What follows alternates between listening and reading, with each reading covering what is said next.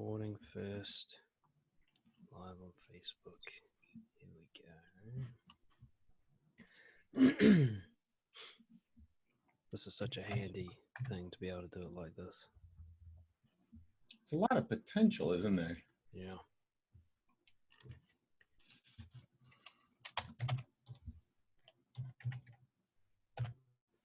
I'm just waiting for it to set up.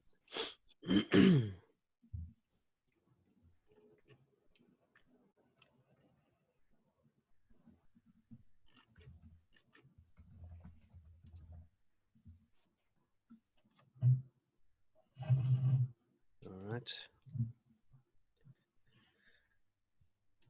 see.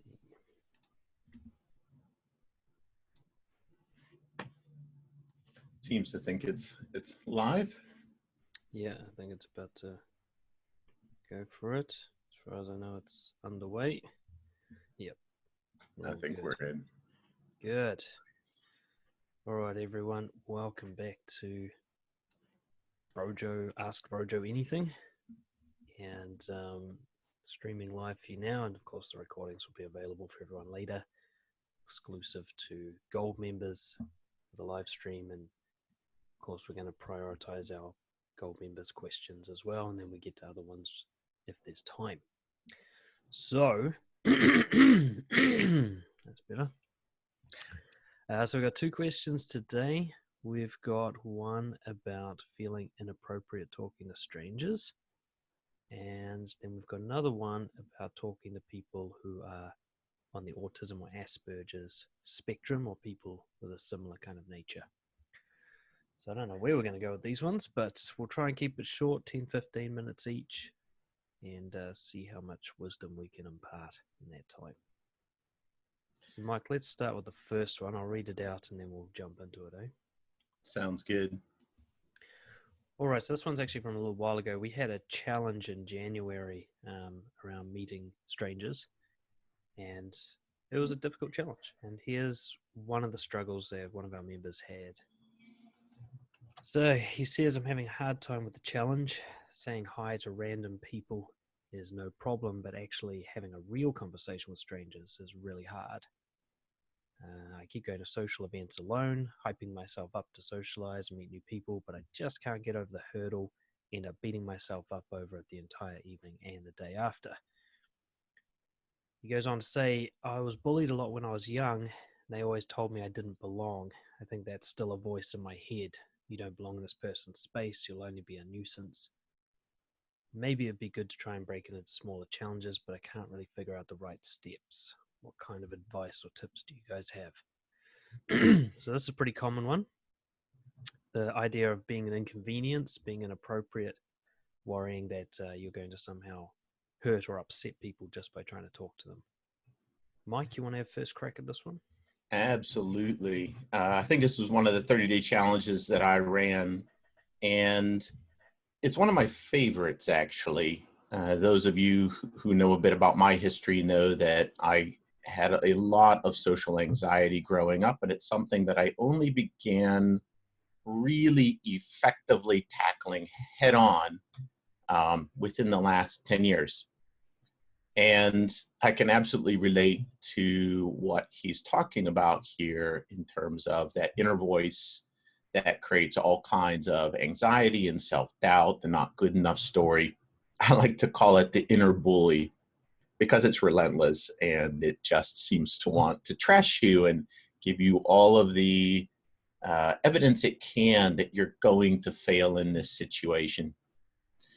Now, in this particular scenario, there are several different things we could break it into. So like I can think of at least 6 or 7 different areas we could spend hours on each of them. There are a couple, though, that really surface in his question specifically. One is how to deal with that inner bully and how to move forward effectively in conversation practice. And the other, I think, was specific to his challenges with conversation. As he said, he's comfortable saying hi to people, very lightweight things, probably okay, saying hello to a barista or having a sales transaction. But when conversations happen, things tend to go off the rails. I think I'm going to start with that one because there's a very stark realization I had to face in my own self-development regarding social anxiety. And that was that when you get stressed, when you let your thoughts get out of control, when you start trying to predict what's going to happen in the conversation, when you get attached to the outcome, all of these things generate stress, which means cortisol, which means you feel sweaty palms, you feel anxious, you feel pretty terrible, really, completely shit.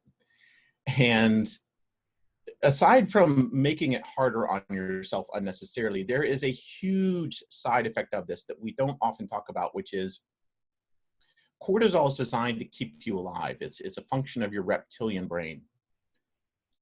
So when your reptilian brain thinks your life is in danger, it thinks there's some kind of threat. It can't identify exactly what it is, but you are sweating and panicking. Something seems terribly threatening here. It shuts down your ability to think. It shuts down your frontal lobe because your frontal lobe is very, very slow.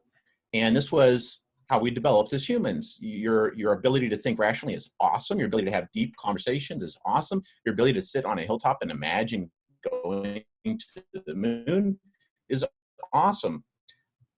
But it's not great when your brain's trying to keep you alive from an immediate threat that's right in front of you.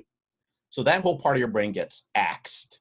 And if you want to know why it's so hard to have conversations when you're feeling stressed, that's why. So for me, I really needed to address that stress first. There was no way for me to develop conversational skills or ease of conversation or even begin tackling the, letting go of outcomes and how do I just say one word and then let her respond? And I was way too anxious. I needed to deal with that anxiety first. And what I'd suggest is that for any of you that find conversations difficult, step back and look at the sources of stress that you're experiencing. Your goal is to minimize those. And I'll get into a little bit of detail on that later, but I'd like to check in with you, Bud, and see what your thoughts on this are. Yeah, well, carrying on in the same line of thinking is there's a kind of broader topic that I think where most people struggle with socializing is simply because they're not enjoying it. In other words, they're stressed and they're anxious. And they'll often find that if they're hanging out with friends or family or people they feel comfortable with, they're fine with conversation. This isn't a skill set problem.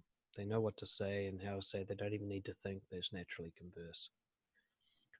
But when they get into certain situations, the frame changes. This goes from fun socializing to hard work, challenge, mission, threat, difficulty. So somehow, and this guy has identified possible triggers from childhood bullying and things like that. And a lot of people have similar backstory. When he goes into socializing, he's going to war.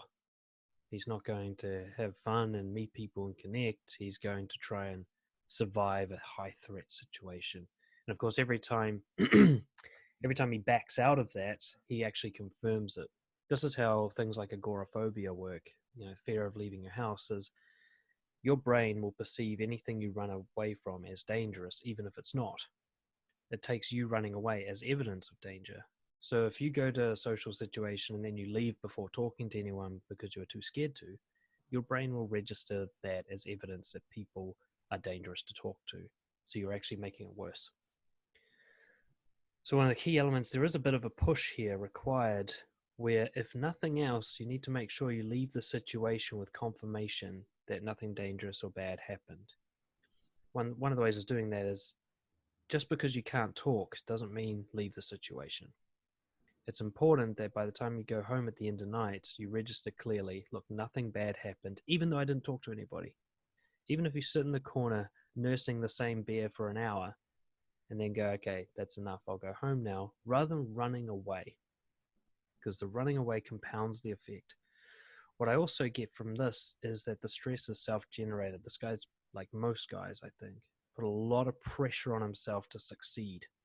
a lot of pressure on himself to do well, to have a good conversation.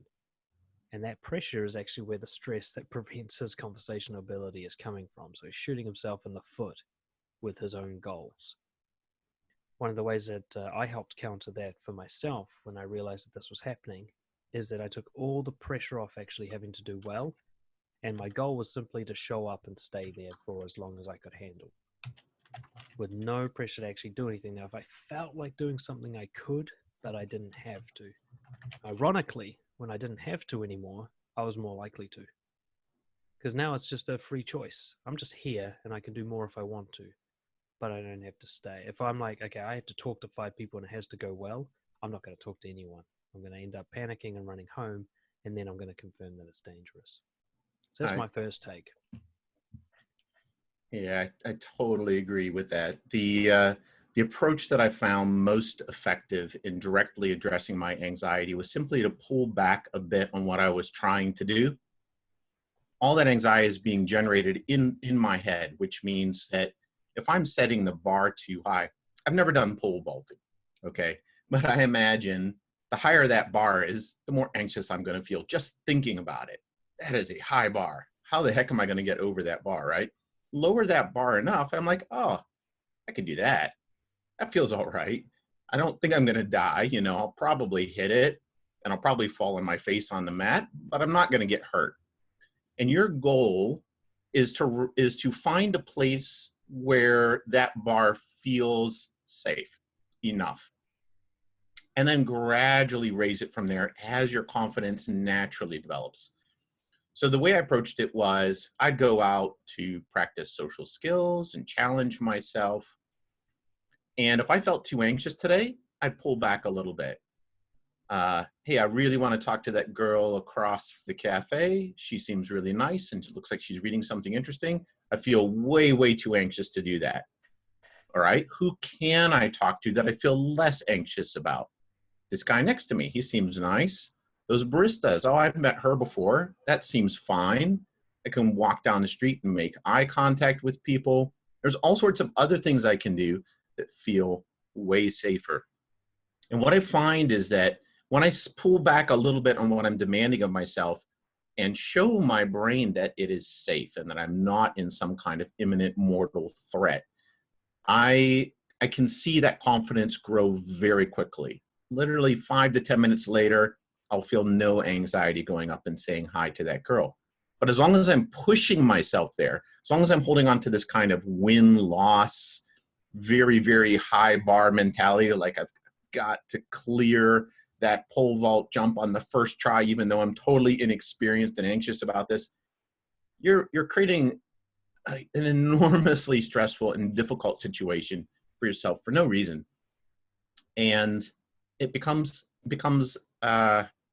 really the least fun thing you can think of doing. If you want to develop something in your life, to embrace it, you actually have to create it in a way that you're going to grow with it. Yeah, I think I can't really say much more than that. It's an actual general goal setting principle. If you go, if you're too scared to jump over the bar, lower the bar. It's as simple that you should not go home without having cleared the bar, which means the bar needs to be reduced to a height that you can clear. Now, as high as you can go, but no higher. So that you always finish on a win, even if that win was no better than yesterday. At least it's amazing the significant difference between 0 and 1. If, okay, like today, the best I can do is just look at that girl, smile, and wave. That's all I got in me today. Talking to her is just like Everest. I can't do it. Then at least do that rather than like, I can't do the talking to her, so I can't do anything. Which just creates a sense like there's nothing good that ever happens when I go out. Whereas you get to control what happens when you go out. You set the bar based on your current mood, even if you can't do what you did yesterday or you can't do what your friends are doing or whatever. It doesn't matter. You set that bar and then you move it up from there. And like Mike said, I've had a similar experience. When I take the pressure off myself and reduce the bar, a few attempts at that, I realize, hey, nothing bad's happening. And the fear goes away a little bit and I can raise the bar right there in that same event. Otherwise, maybe I'll do it tomorrow or the day after or whatever. There's one final comment I'd like to add to this, which dovetails in beautifully with what you just shared, Dan, is that inner bully. So for me, I had all sorts of different theories on what the bully was, what the not good enough story was, what it's trying to accomplish in my head. And it felt like this piece of my brain that was just sabotaging everything.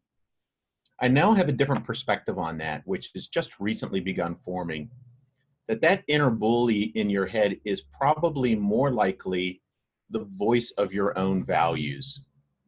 It's very harsh because it doesn't want to compromise your sense of values, your sense of integrity, your sense of being courageous, your sense of being able to connect socially. Those are important enough to part of your brain that it's taking a zero tolerance approach to trying to get you out there to develop that skill, to develop a comfort with those situations. And it feels very harsh and very aggressive and very unforgiving. It was actually a very difficult situation for me to deal with, that voice in my head that's saying, you suck at this and you're never going to get better, and very harsh. But that has changed. Now, what changed for me was as I lowered that bar to a level that I could win at, and progressively every day went back to the field and kept doing my full vaulting and kept trying to increase the difficulty, I came back with that win day after day after day, a little bit better. Very quickly, I noticed two things. One is I'm becoming enthusiastic about the practice of going out and socializing, which before just left me in a panic just thinking about it. Now it's like, oh, that's exciting. Something's going to happen today. I don't know what. That's fun. That was a huge mindset shift. And I noticed that at the same time that happened, the bully started to pull back in my head and kind of just observe the situation. And then it would applaud good efforts. That's essentially what showed me that this was intending to be a helpful part of my own psychology. It was trying to get me to take those steps. If it had to push me hard, it was going to push me hard. But as long as I lived authentically and pursued doing what was in best alignment with my values, I couldn't lose. I couldn't lose. It didn't matter how slow the progress was. It just mattered that I was making progress. And very quickly, I could look in the mirror and feel really good about myself. What I'd suggest here is that for all of us, there's this not good enough story problem that exists at some level. For some of us, it's a very loud voice. And if you can make that voice your friend and use it as a guide towards what you should be working on a little bit at a time, day by day, starting with a low bar, raising it a little bit at a time, check in with that voice and see what happens. See if it becomes basically your cheerleader in life. It was a pretty interesting experience for me to watch that transformation happen. Yeah, I definitely agree with that. It's trying to push you, but it will get encouraging once you get on track and once it starts seeing some results. The final thought I have on it is what I call the doctor's lollipop. There's a reason that doctors give you a lollipop when you're a little kid after you've been and got your vaccination shots. It's so that your final memory of going to the doctor is an emotionally uplifting one. You remember the doctor for the lollies more than you remember anything else. There's a recency bias. We remember the last thing that happened more than anything else, especially if it's an emotional high. So if you're doing a difficult challenge, make sure you finish with a lollipop. Make sure it always ends with an emotional reward, which you need to design to suit yourself. Something fun, something that you do at the end of anything difficult so that your final memory of it was a pleasant one. Right now, this guy's final memory of every social event is him running away in humiliation. No wonder he doesn't want to go back. Now, if his final memory is rewarding himself with his favorite bit of sushi for putting himself out there, or even better, something social, like he hands a note to a girl that gives her a compliment and he likes that because it feels good, whatever it is, something he always saves to the end so that his final memory is a lollipop. You do that and you'll start to change your perspective of socializing, especially when you combine it with what Mike's talking about lowering the bar so that you're basically always succeeding in your goal while constantly growing. Awesome. Absolutely agree. Should we move on to the next question? I think we should. Yep. I can read this one out. So this one, particularly interesting. It's quite a common problem for many of us, I think. The question is, how do you deal with people or manage people, particularly in a workplace situation? Maybe you have some family members or friends who are somewhere on the autistic spectrum. Now, those of you who know the autistic spectrum at all understand that there are extremes, and then there are very mild forms of autistic type sensibilities. There is actually a condition known as Asperger's syndrome, which I have personal experience with in my life, and which my mother, a few people that I know, it's characterized by a very black and white view of the world, a lot of perfectionism as a result of that, possibly a little bit of difficulty dealing with emotions, a little bit of additional effort in understanding emotions, and therefore in connecting with and interacting with people. If you can think of what autism is like full on, and then dilute that down to 10%, that's Asperger's syndrome. And you probably know a lot of people like this. You may even have some on your team, your boss, an employee, a workmate. And this is a great question because this is such a common problem these days, particularly for those of us that work in technology or engineering jobs, which tend to attract these sort of very singularly focused type of mindsets. How do you manage these types of situations well and effectively? Dan, do you have any experience with this personally? Yeah, I remember actually when I was in corrections as a probation officer, I remember the first time I got a client who had Asperger's, and they were quite severe, not like severe as in what people think of as severe autism, like screaming and stimming and playing with light switches, that kind of thing.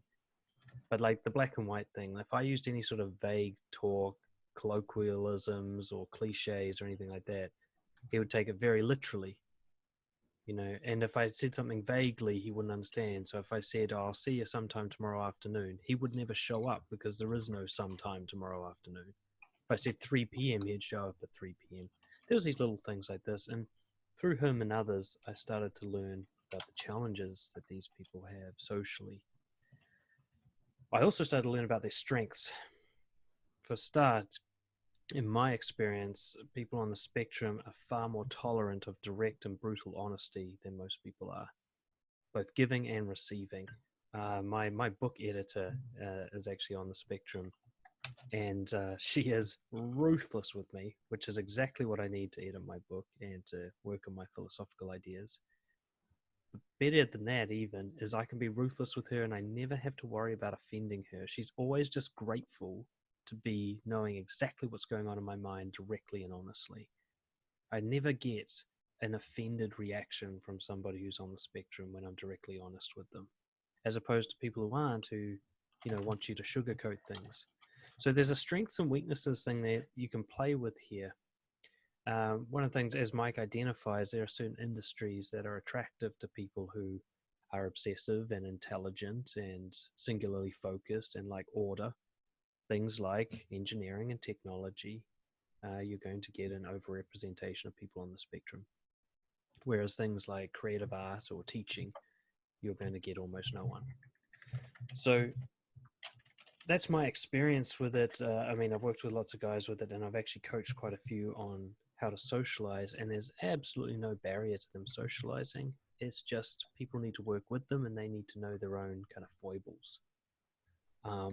What this guy raises in the question is some of the difficulties if you're having a meeting with them, for example, and a guy just starts going off on a tangent, very detailed tangent about a very specific point that doesn't actually need to be discussed. So my first piece of advice is these are the people you do not need to worry about offending with interrupting. You can say, look, I need to stop you there because we're getting off track, and they're not going to cry about it. Actually, what I've found in my experience is people who struggle socially in general, whether it's Asperger's or anything else, they really appreciate leadership and structure. Some people get away on a rant, even someone who's just, say, an introvert who's socially insecure, who's been put in the spotlight position, might start rambling on because they just don't know when to stop. They don't know when the right time is. And if someone goes, okay, that's where you stop, they get a great sense of relief. Like, okay, good, somebody's in control here. I'm not just going to run off the edge of the cliff. I've got a few more things, but I'll hand it back over to you, Mike. What are your thoughts? Yeah, this is such a great area. And I have to agree, some of my favorite people to coach in social skills are somewhere on the Aspergic spectrum. And it's because there's this incredible enthusiasm once it starts to come together, and this tenacity to just pursue ruthlessly their personal goals. And that is a huge, huge strength. I think it's interesting. It's almost like the dial for emotional sensitivity is low. And as a result, they don't really feel their own emotions as intensely either. Fear, anxiety, or a little bit, they come out differently. And once they learn what's exciting about a particular challenge, it's explosively exciting. The fear doesn't really play a role. So this is why probably most of our best scientists and engineers in history have been able to just work ridiculous hours and create incredible things is that characteristic. Now, another thing I notice about the Aspergic character, the mindset, is this very, very intense idea of everything is a pass or fail situation. The reason that matters, if you're working with someone on a team, or if you've got a friend or family member or boss or employee who's Aspergic, is understanding that they don't understand gray. They don't understand shades of gray. They only understand black and white. And it's a struggle to accept the in-betweens and figure out how to quantify it. They want a yes or a no. They want you did a good job or you did not do a good job. They don't like halfway things. So one aspect of this is that if you are unclear in your requirements for a project, your directives, it is going to create no end of stress and confusion and frustration for this person, and ultimately for the team and the company and yourself, because they never know when they've won. If you don't have a clear goal established, they have nothing to chase and pursue diligently, right? They're just kind of like running through the forest, smacking into trees, as we all do with poor goals, but most of us just hang back. When you've got someone who's Aspergic, that desire to really pursue that goal, but not knowing what that goal is highly stressful. And what you can do, if you're aware of that, you can set very, very clear structure, very clear guidelines, very clear requirements, and make it very clear to them when they're on track and when they've gone off track. And as Dan's pointed out several times, that directness and that honesty, it'll sound almost brutal in your head, like, hey, this is not the right direction. You don't need to water it down. Watering it down actually is unhelpful in a conversation with someone who's Aspergic. It's much better to just say, hey, I think we could go this way and hit much more effectively. You'll know straight away if they're on board. They'll tell you straight away if they're on board, because they don't mince words either. Yeah, honestly, I love that about them. There's a kind of a benchmark here. If you can clearly communicate with someone who's on the spectrum, then you can clearly communicate with anyone. So it's a great environment to develop your social skills, because if they can't understand you, then odds are other people can't either. It means you're vague and indecisive and unsure. It means you expect things without speaking them. You have like covert contracts with people. You can't get away with that with someone with Asperger's, because they're just going to run with what they know, and it'll be very clear. They're not going to hang around or guess or assume on your behalf like other people will. That's one of the things I found about having an editor who's on the spectrum is, as she goes through my book, she tears it to pieces if anything is not relevant to the point, if anything is waffling, if anything doesn't come to a conclusion. And she's right. I'm reading through it, I'm like, that's just pointless noise. Why is that in there? I like the sound of it. It makes me feel good to write it. But she's just called it out for what it is, which is waffling gray bullshit. Mm. One of the things that you learn through working with somebody who's on the spectrum that actually is applicable to any relationship is setting up boundaries and understandings. How do you want to interact with each other? How can you understand each other? Rather than going, shit, is this person on the spectrum? Do I need to follow the 7 principles of talking to someone who's autistic or anything? Just ask them, like, what do you need from me for us to communicate clearly?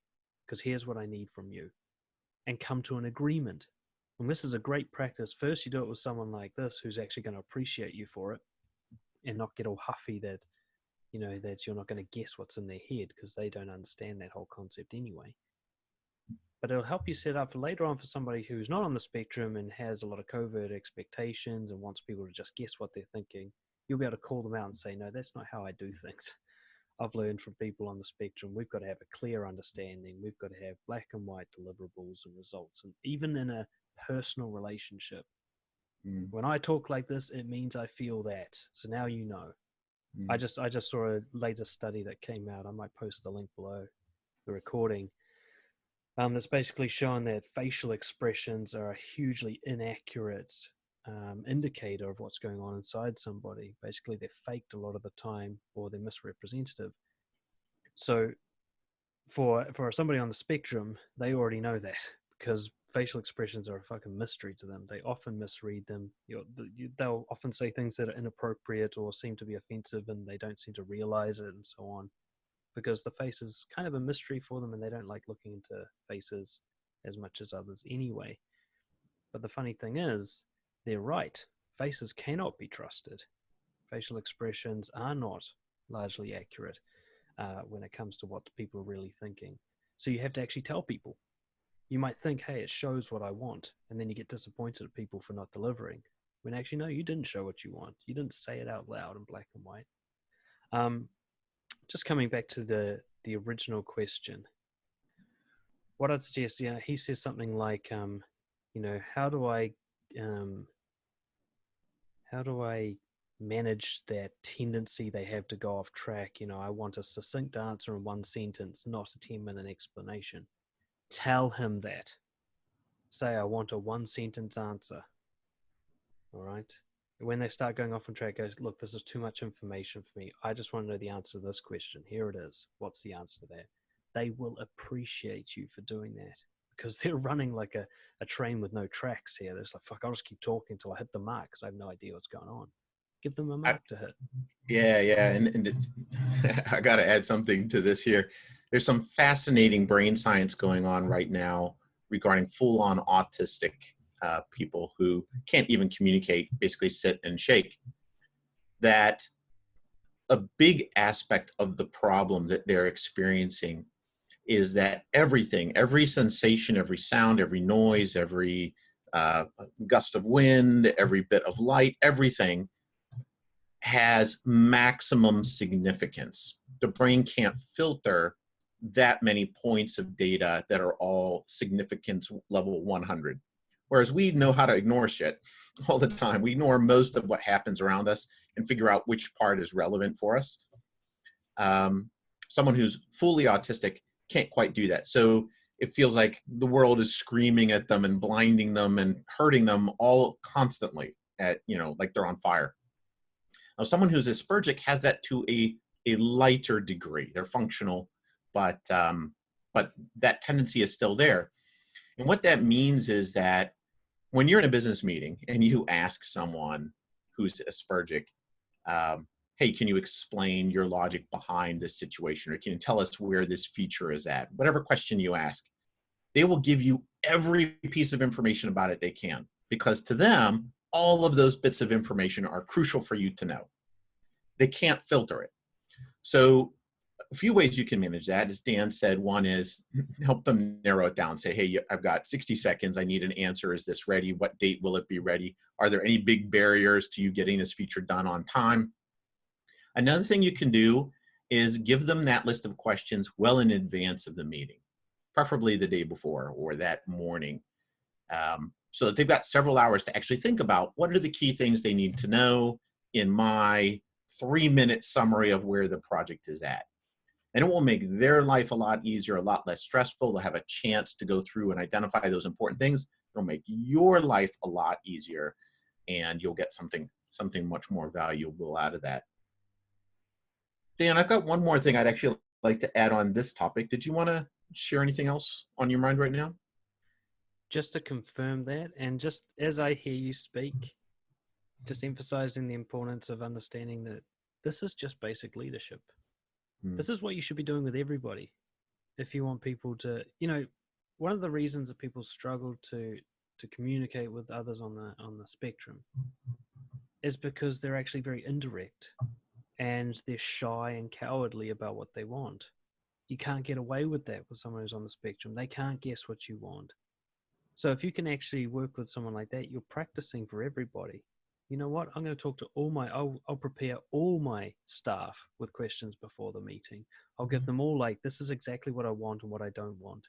So they never have to guess what's on my mind. In fact, I'll do that with my partner too. She'll know exactly what I want and don't want, so she never has to guess. They don't need to be on the spectrum for you to do this. Like I said, what is it? I think it's attributed to Einstein. I don't know if he actually said it though, which is if you can't explain something simply, then you don't really understand it. Well, the people on the spectrum are a litmus test for that. If you can't explain something in black and white, then you need to stop and go, what do I really want here? I need to be able to explain in black and white to be sure of myself. If you're coming in with uncertainty, they've got no chance. So get your shit sorted and then give it to them. That's the only point I wanted to make. Yeah, that's great. I think that's actually Richard Feynman, by the way, who's famous as a professor because, he encouraged people that if you can explain it to a 5-year-old, then you understand it pretty well. Until then, you're not ready. Yeah, so we've talked a lot about how to use the strengths of someone who's a bit Aspergic, how to work around some of the ways that they look at the world and use them to your advantage in a project. That idea of structure, setting expectations, being very direct with your honesty, understanding their pass-fail mentality and helping them understand what a win looks like so they can aim for it. There's one other area I'd like to touch on, and that is the challenge that people who are Aspergic tend to have with understanding emotions. The reason I've come across this a number of times, I've been a managing consultant for 25 years, all in tech with teams up to 80 people. I've worked with a lot of people somewhere on the spectrum, some quite severe but brilliant, but you put them in a closet and have them do their brilliant thing. They didn't know how to deal with people. And others which were able to work in team environments much more effectively, but needed a bit of help.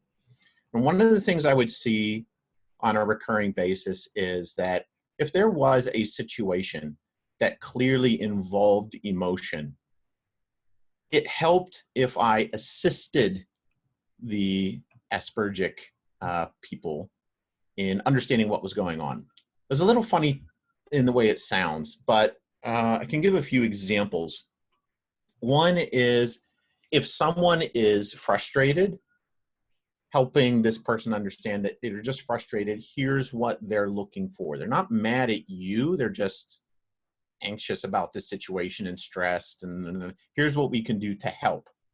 And so the problem was when someone who's Aspergic sees emotion played out in some kind of obvious way, it's just very loud noise to them. It's difficult for them to identify what is the target and what is the cause of this emotion. And therefore they don't know how to deal with it. If you can point that out, and help them get a clear understanding of what it is they're seeing, it makes them far more effectively able to solve the problem. Otherwise, it just keeps recurring again and again and again. I've even seen cases where someone would start laughing in a meeting or crack a joke or something, and someone in the room, again on the spectrum, might immediately just start laughing because they thought they were supposed to, but they didn't know what the joke was, or they didn't get the joke, but they didn't want to be left out. Or in the worst cases, they'd actually think they were being laughed at. Just no understanding of what was going on. And so that there's that confusion of, I don't know what's happening. It seemed big, and then this sudden anxiety. Now, for someone on the spectrum, and it depends exactly where they are and their personality, there are a lot of variables to this. You'll find everybody you encounter who's on the spectrum is quite different. But if you encounter someone with this particular challenge, help them. Help them in situations that make them anxious. Be there for them. Say, hey, I noticed you get stressed when people are laughing and you're not sure why it is, or when there's a joke and you don't know what the joke was about. Or if you see someone who's stressed or angry and you don't know what to do about it, come to me. Tell me what you're experiencing. I'll help you figure it out. I understand that that's a challenge. I also understand that you absolutely will rock it once you understand what you're supposed to do in this situation. But I'm here as a resource. All of their panic and stress comes with that feeling of not knowing what to do or how to deal with that situation. Because again, without a goal, without a target, their wheels are just spinning and they're panicking. I'd say that that's actually a very important problem I've encountered enough times that it deserves to be on the top of your list working with this type of personality. Yeah, I think that's the crux of it. And my final thoughts on this. One of the things is to understand is most people on the spectrum have not been officially diagnosed. They don't even know they really have a thing that's recognizable. They understand that they've had a struggle throughout their life socially, but they don't really know why or what to call it because they did well in school. That's how I'd put it. Now, if you don't do well at school, you'll get diagnosed with ADHD instantly because all they care about in school is your academic performance. Now, people who are on the spectrum tend to perform quite well academically until they become very disordered. So nobody's checking to see how well they're doing in the playground and how well they're talking to the other kids. That doesn't get diagnosed. They don't get sent to the doctor for that one. So they grow up and they don't really realize that not only do they have a thing, it's a thing that comes with guidance and principles that make it easier to deal with. It's actually a strength, but it has weaknesses, and the weaknesses can be overcome. But they don't know that. The point I'm trying to make is especially if you're a leader, take a risk and actually call it out with the person. Say, look, I've noticed you do these tendencies, and I wonder, have you ever heard of the term Aspergers? Because I'm seeing some things that I associate with that term, and I'm wondering if it's familiar to you. Because I've done that with about 3 or 4 people now that I've built up do your research online and figure out what Asperger's actually is. But I've taken a risk a few times and gone like, I think you might have this thing. Just go check out, here's your basic Wikipedia page. Have a read through that. Tell me if it hits any targets for you. And the relief that they get, they're like, oh my God, is that what it is? And they've finally got somewhere to start with this thing. They just thought I was the nerd or I was the lonely kid or I don't know how to talk to people. But I realized, no, you've actually just got some tendencies that you haven't been taught how to manage. It's just like somebody who has depression. The amount of people who have depression and don't know it. And they just need someone to go like, here's a list of depression symptoms. Do any of these hit the mark? And they go, fuck, I'm 9 out of 10. You go, yeah, that's why your life sucks. That's why things are so hard for you. People with Asperger's, people even on the autism spectrum for other reasons or other variations, they often don't know. And that not knowing leaves them in the dark as to why they feel different to everybody. Once they know, like my editor friend, once she found out, she was somebody I actually brought it up with. She straight away, not only did that reduce half of her anxiety, because she's like, oh, it's just a thing. I'm not this weirdo. Like, it's got a name and there's a way to deal with it. From there on out, she was able to explain it to people. She's like, look, if I ever offend you or if I'm too honest, it's because I'm on the spectrum and you can actually tell me about it. You can challenge me on it. I'll be fine because I won't know when it's happening. You can tell me. And she forms friendships by creating these boundaries and these agreements with people. She lets them know what to expect from her so they don't think she's weird, and it works out well for everybody. Because the guy who sent in the question, he's actually mentioned he might be on the spectrum himself. So the best thing you can do is put everybody else into the clear about it. Look, I've got this thing, or I've got this way of interacting that some people find difficult or unusual. And once you know about it, you can call me out on it. You can talk to me about it. There won't be a problem anymore. you'll know why I don't react well to that, or why I don't understand this, or why I'm suddenly really blunt and honest. Once you understand, you won't be offended or put off by it, and you're allowed to talk to me about it. You set that up, and then it turns out you really don't need to do anything about Asperger's, because once everybody understands what's going on, they can adapt and adjust to it and connect with you just fine. Fantastic. Yeah. And I think at the very beginning of the discussion, Dan, you pointed something out that a lot of people miss, is that if you have someone Aspergic in your world, in your workplace, in your circle, understand that they have incredible strengths to bring to the project. Your goal is not to manage them into a corner. Your goal is to help bring those strengths out, which will be the most fulfilling thing for you, for your team, for your company, for your project, every aspect, and of course for that person as well. So it's very much worth learning these skills. I reckon we should probably wrap it up there. Yeah, that's a good place to wrap it up. I see we've got quite a few questions in the queue coming up. We're doing about 2 a week right now. And keep them coming. There's some really exciting questions coming forward. And thanks so much for those of you that sent this week's questions through. Definitely. And we'll just tackle them as they come up, covering a range of issues. We'll rant and we'll give our opinions and advice, and you can do what you wish with that. Thank you all. See you all next time. See you soon. Cheers.